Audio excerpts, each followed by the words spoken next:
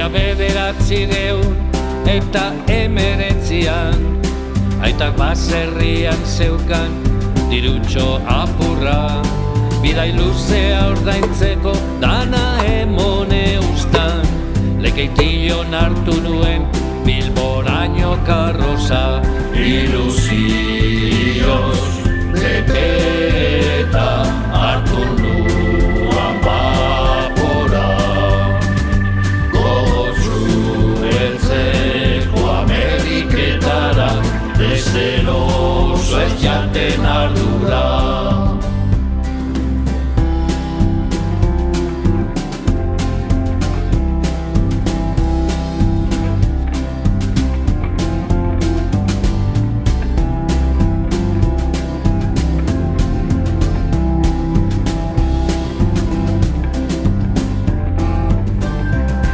Lehenengo merkantziontzian bodegan sartuta, 30 egun pasata New Yorkera heldu nintzan, enuen ezer ulertzen hori hizkuntza rarua, izena idatzitan eukan neure izen euskalduna. Ilusioz beteta hartu nuan bapora,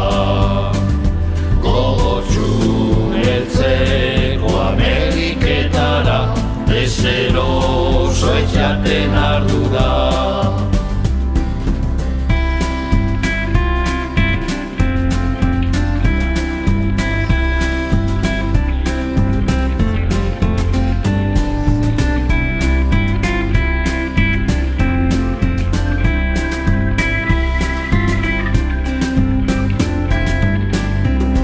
Jose Maria Motarra trenean sartu neta, ez dakit zenbat paraje ikusi nuen bidean, 3 aste pasa ondoren azurrak apurtuta, Pedro Maris Pastertarra itxaroten neukan.